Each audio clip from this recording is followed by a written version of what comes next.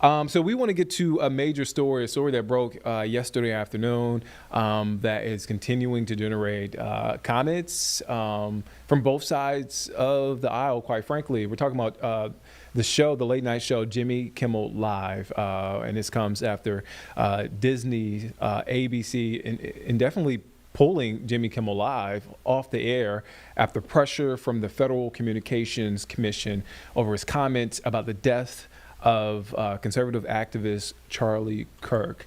And look, this story has brought up questions regarding the First Amendment, free speech.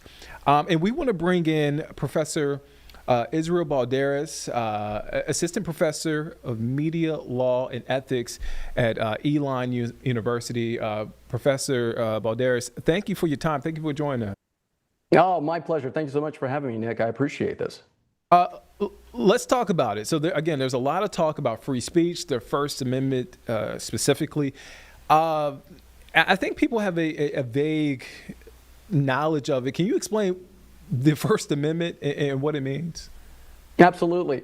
You know, when it comes to the First Amendment, right, it gives us the freedom of expression in a society that is free. And in order for us to live freely with each other, the First Amendment protects a fundamental right? The United Nations recognizes freedom of expression as a human right.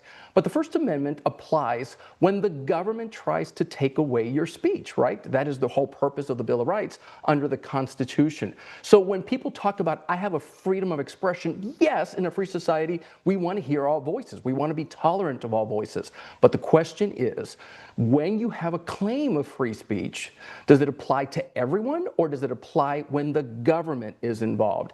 And in this case, the government is not involved directly. Certainly Disney is a private corporation, right? They have the power to decide what is or is not appropriate content for their TV stations, as opposed to the government saying this is not allowed in the airwaves. And I think right now what we're looking at is the former and not the latter. With that being said, what are the protections surrounding the First Amendment? Well, the protections, we've got five rights, right? We got religion, we got speech, we got press, right? I'm a former television journalist. I love freedom of the press. We got right to assembly. We got right to petition our government for redress. But the issue always involves, what does free speech mean? In a free society, that's a pretty broad standard. But when it comes to this case, specifically with Jimmy Kimmel, right? Jimmy Kimmel works for a corporation. And Disney was pressured, yes, at first, by the FCC chair, Brendan Carr, who earlier this week, he went on air and said, look, what Jimmy Kimmel said on Monday night, which was mischaracterizing the intent of the individual who's accused of assassinating Charlie Kirk. Many took issue with that. The question is, for TV stations that aired that specific broadcast, are they serving the public interest of the broadcast when those kinds of words were uttered on Monday night?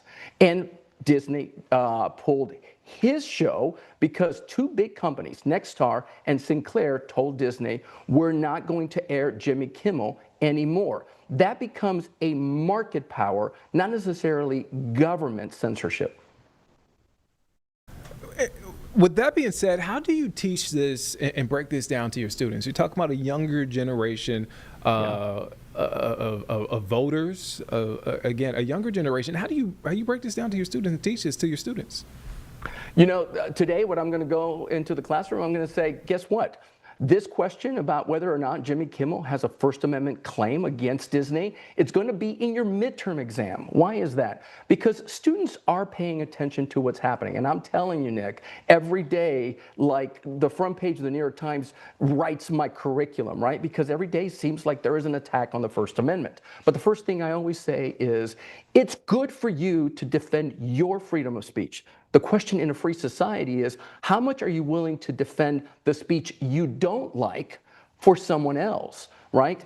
And to me, when I tell them about the First Amendment, I always tell them about the great philosopher Uncle Ben from Spider-Man, because Uncle Ben told Spider-Man, with great power comes great responsibility. Now, you and I know that comes from Voltaire, but nonetheless, right, freedom of speech is a right and a responsibility. And the students understand that in order to protect the speech that I care about, I got to protect the speech that I might necessarily not like, even speech sometimes that is hateful.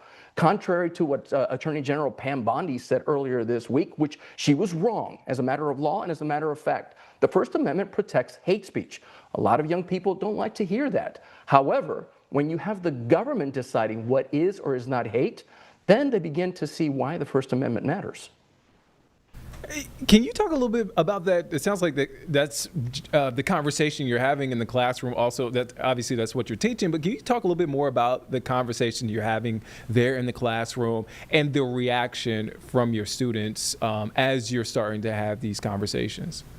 Absolutely. I got to tell you, listen, at the beginning of the semester, I started with one philosophy of the First Amendment, and that is I got to teach my students about what does it mean to be free in a free society. But a lot of things changed last week. The murder of Charlie Kirk was devastating, not just for a free society, but for people who really defend the First Amendment. And the first thing I told my students last week in class is I said, you have to understand something. Charlie Kirk was assassinated for speech, period. End of the sentence. Anything that follows after that. You may not like what he stood for, you may not like what he believed in. However, it doesn't matter. The First Amendment doesn't look at the content of what people say. What the First Amendment cares about is individual expression. And so therefore, for the last week, we've been talking about what does that mean? Freedom. Because freedom is much different now, Nick, than it was just a few weeks ago. And now we're seeing the effects of what happens when people say things. Over the weekends, you and I probably know people that got fired from private corporations because they said things that the corporation didn't like. Down in Charlotte, the Carolina Panthers fired someone for posting social media. Now, my students think, well, that's not fair.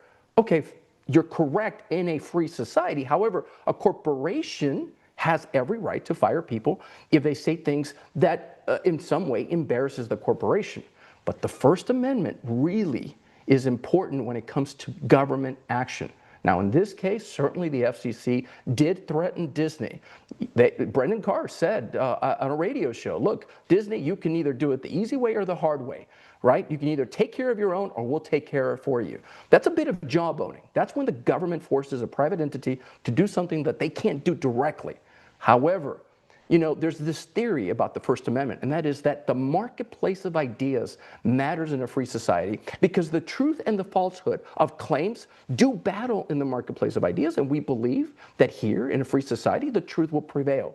In this case, Nexstar and Sinclair, who owns TV stations that have ABC licenses, they felt that for them to serve the public interest, they could not air Jimmy Kimmel anymore. And look, those were market forces. Is that a lot of power by a corporation? Absolutely. But that's a different issue. We've been having consolidation, media consolidation, for years and years. It is a concern under the First Amendment. And now people are starting to see the First Amendment is first among all the other rights because this matters. Freedom matters. Individual expression matters.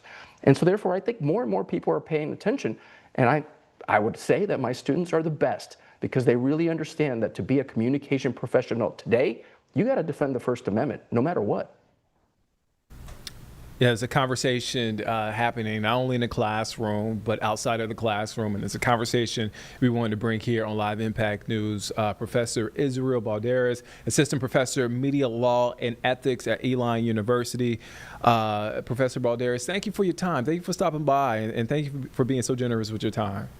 My pleasure, as always. I used to be a television anchor reporter in Charlotte. My heart is still down there at the Queen City. Queen City. Look, we'll have to have you come in studio one of these days when you're down here. Well, I don't know if you heard, but Elon University and Queen University are now in partnership. So I may come down there and visit you more often nowadays, Nick. Good point there. Yeah, we look forward to it. Professor Balderas, again, thank you for your time. Have a great day, sir. Sounds good. Take care.